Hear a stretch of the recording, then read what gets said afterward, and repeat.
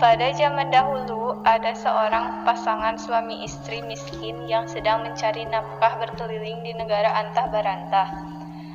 Nama raja di kerajaan tersebut adalah Maharaja Indradewa. Beberapa raja takluk kepada Baginda dan menghantar upeti tiap tahun kepada Baginda. Maka, pada suatu hari Baginda sedang ramai didatangi oleh raja-raja, menteri, dan rakyat pun berdatangan. Si miskin pun sampai ke penghadapan itu. Setelah dilihat banyak orang, si miskin suami istri dengan pakaian yang seperti digigit anjing, banyak orang menertawakannya sambil mengambil kayu dan batu untuk dilemparkannya. Badan si miskin pun bengkak-bengkak dan berdarah. Baginda pun bertanya karena mendengar berisik di luar. Apakah yang gempar di luar itu? Raja-raja pun menjawab, "Ya tuanku, Alam Syah, orang melempar si miskin tuanku." Baginda pun menyuruh mengusirnya. "Usir jauh-jauh." Maka diusirlah si miskin itu hingga di tepi hutan. Hari pun mulai malam. Baginda masuk ke dalam istananya dan para raja-raja, menteri, dan rakyat masing-masing pulang ke rumahnya.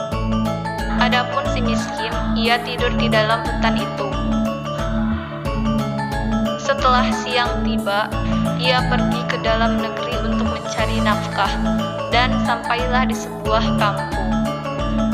Jika ada orang yang melihatnya, maka ia akan dilempari kayu, dan si miskin pun lari ke pasar dan banyak orang melihatnya. Lalu melemparinya lagi dengan kayu dan batu. Ia pun berlari dengan sekuat tenaga. Demikianlah kehidupan sehari-hari si miskin. Hari pun sudah petang, maka si miskin berjalan masuk ke dalam hutan yang kemarin dia tidur.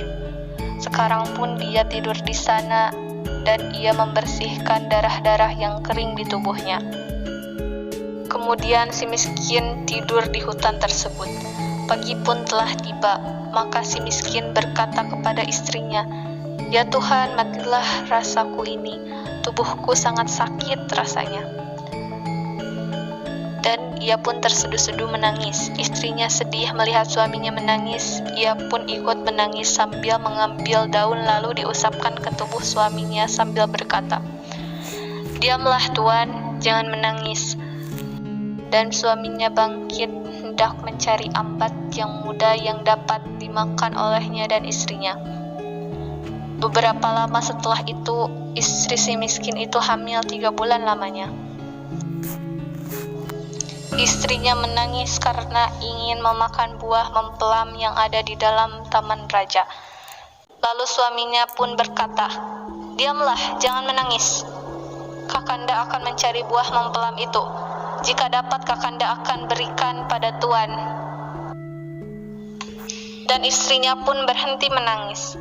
Kemudian suaminya pergi ke pasar mencari buah mempelam itu. Setelah sampai di warung orang yang berjualan buah mempelem itu, maka ia berhenti di sana. Saat ia ingin memintanya, ia takut dipalu oleh pedagangnya. Dengan takut-takut dia meminta buah tersebut. "Hai miskin, apakah hendakmu?" kata sang penjual. Si miskin dengan ragu menjawab, "Jikalau ada belas dan kasih serat rahim Tuan akan hamba orang miskin ini, hamba ini minta diberi yang sudah terbuang itu. Hamba hendak memohon buah memplam itu barang sebiji saja. Namun, bukan buah yang terbuang yang didapat, tetapi buah yang masih bagus, bahkan para pedagang memberinya berbagai kebutuhan lain." Pulanglah si miskin ke hutan dengan penuh kegembiraan dan membawa berbagai kebutuhan. Tibanya di hutan, dia memberikan buah memplam tersebut kepada sang istri dan mengatakan bahwa buah tersebut bukan dari istana melainkan dari pasar. Mendengar hal itu, sontak si istri menangis dan meminta si miskin untuk pergi ke kerajaan. Dengan berat hati, si miskin pergi ke kerajaan. "Hai miskin, apakah hendakmu?" ucap sang raja kala melihat si miskin. Maka bersujudlah si miskin di hadapan kaki raja seraya berkata, "Ampun Ampun tuanku, beribu-ribu ampun tuanku. Jikalau ada karenanya Dauli Syah Alam akan patuhlah. Hamba orang yang hina ini hendaklah memohon daun memplam Syah Alam yang sudah gugur ke bumi barangkali tuanku. Si raja mengkeringit bingung. Hendak kau apakan daun buah memplam itu? Tanyanya. Hendak dimakan tuanku, jawab si miskin. Maka si raja memerintahkan prajurit mengambil setangkai memplam tersebut dan menyuruh untuk memberikannya kepada si miskin. Diambillah buah tersebut seraya menyembah dan berterima kasih. Setelah itu, si miskin pergi ke hutan untuk memberikan memplam tersebut kepada sang istri. Sang istri menerima buah itu seraya tersenyum dan mulai memakannya. 3 bulan kemudian, si istri menangis lagi. Sekarang dia meminta suaminya membawakan buah nangka yang berada di halaman istana. Pergilah si miskin ke istana untuk meminta daun nangka tersebut. Namun, lagi-lagi sang raja malah memberikan si miskin buah nangka. Sampailah si miskin dan langsung diberikan buah nangka tersebut kepada sang istri. Tersenyumlah sang istri seraya menghabiskan buah nangka tersebut. Setelah sampai pada waktunya, istri si miskin melahirkan seorang putra yang baik parasnya dan elok rupanya. Markaromah namanya dan kesukaran artinya. Setelah anaknya lahir, si miskin berpikir untuk membuat gubuk kecil di tengah hutan tersebut.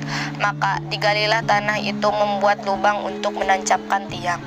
Pekerjaan si miskin terhenti kala merasakan ada benda yang menghalangi jalannya. Oh, itu adalah sebuah peti, di dalamnya terdapat emas yang melimpah jumlahnya. Si istri yang melihat penampakan itu sangat terkejut. Adapun akan emas ini sampai kepada anak cucu kita sekalipun tiada habis dibuat belanja, katanya. Maka dengan sukacita si miskin pergi ke saudagar-saudagar kaya yang ada di negeri antah berantah.